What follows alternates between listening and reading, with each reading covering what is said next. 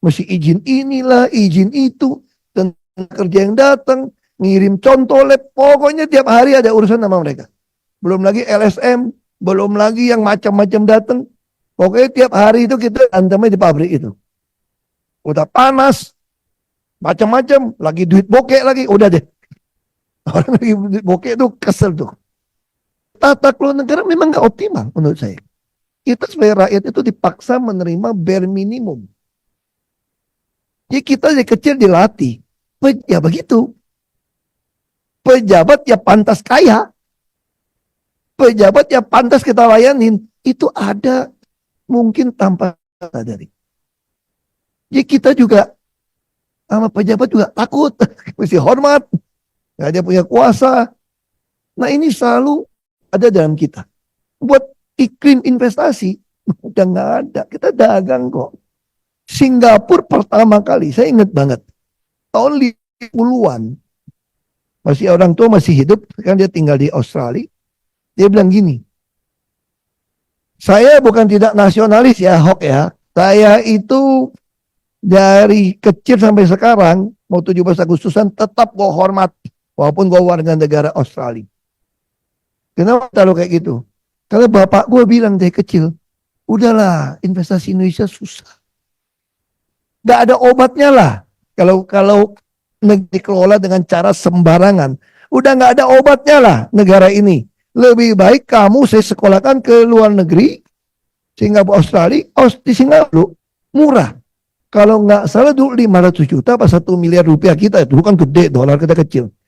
Itu langsung dikasih tuh Pak. Bukannya permanent resident Pak. Bukan golden visa. Lee Kuan Yew bingung nih, ini pulau kecil nih gimana dilepas dari Malaysia. Ini gimana cara bangunnya? Ditawarin, siapapun mau investasi ini, gue kasih warga negara malahan. Bukan golden visa. Masalahnya kita dikasih warga negara, kita gak mau kali ya. Itu yang kita tak tahu. Kan kita suruh kabur kan. Nggak apa-apa, kalau mau kabur dulu apa? Kalau saya setuju, asal bring dollars home. Gitu kan. Kalau bawa dolar pulang, oke. Jangan bawa dolar ya. Gue juga banyak di rumah. Dolar bu. Supaya jadi kaya katanya. Lapangan tanding juga gak merata. Itu yang dikeluhkan oleh para industrialis. Misalnya gini. Saya pernah protes bea cukai berkali-kali.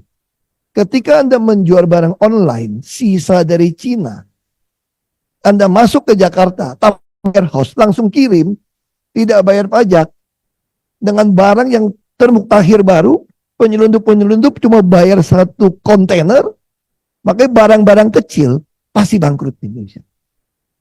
Karena kita nggak sanggup, dia sisa barang reject kan, barang reject 1% bisa melebihi produksi kita untuk industri sejenis.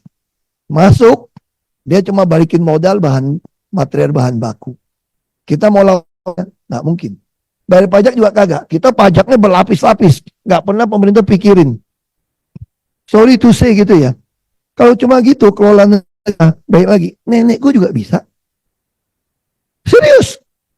Nggak usah dokter-dokter sekolah dari luar negeri. Nenek gue juga bisa. Kalau duit nggak usah hemat, palak lagi pajaknya. Cari lagi komponennya. Itu nenek gue juga ngerti kayak gitu.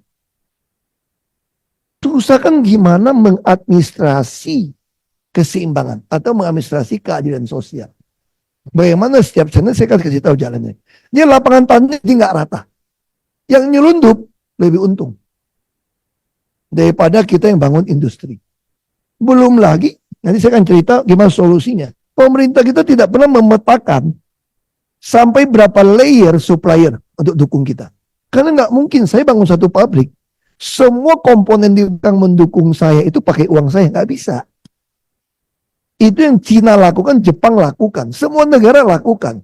Mana porsi, kan saya kan tugasnya, kalau pemerintah kan mengadministrasi keadilan sosial kan. Ini bagaimana ngatur duit nih, keseimbangan ini yang kita atur. Kita nggak benci orang kaya. Yang orang kaya nggak apa-apa, biar dia lebih kaya, tapi lu mesti bayar pajak yang benar. Orang miskin, kita juga nggak benci orang miskin atau memanjakan orang miskin. Menegakkan aturan. Kita bicara aturan, meratakan lapangan tanding kita. supaya pemainnya oke. Ini yang terjadi di gawat demokrasi kita nih. Penguasa jadi penguasa. Penguasa plus pengusaha dia. Celaka. Hampir semua investor asing yang masuk. Kalau Anda pelajari Ultimate Beneficiary Owner-nya, UBO-nya di atas, pasti ada oknum pejabat atau keluarganya. Dia punya saham. Tadi saya baru makan siang sama bos. Perusahaan besar ini. Makan siang tadi belum ke sini. Ya aja cerita lah, tanya kondisi Indonesia seperti apa. Ngomong-ngomong, aku nggak usah sebut nama. Ada yang selalu bilang gini kalau sama saya mau udah umur berapa kali kau cari duit, kau udah kaya. Nggak taunya ada bagian juga bos di situ. Begitu ngomong SDA, ada bagian. Hilirisasi, ada bagian. Cek aja. Di luar negeri di mana tuh perusahaan punya siapa. Ada tuh ujung-ujung siapa di belakang. Nah ini semua lapangan tanding jadi tidak merata. Anda kenal pejabat, dikasih saham, kenal orang dalam, Anda dapat perlakuan. Kalau enggak, ya kan golden visa, silver visa pun susah kali. Visa biasa juga dikerjain, visa buat pegawai dikerjain kok. Tuh, tangkap tuh, yang beli mobil banyak itu loh. Itu urusan izin itu tuh susah loh. Urusan izin tenaga kerja, belum lagi kirim tenaga kerja kita ke luar negeri, mau dapatin izin itu semua tuh penuh dengan ketidakjelasan. Ini yang terjadi di kita sebetulnya. Baik lagi tuh. Jadi gimana caranya? Ini rekomendasi saya ya. Anggaran itu semua harus berbasis kan namanya juga berdasarkan apa kinerja kan. Itu harus money follow function.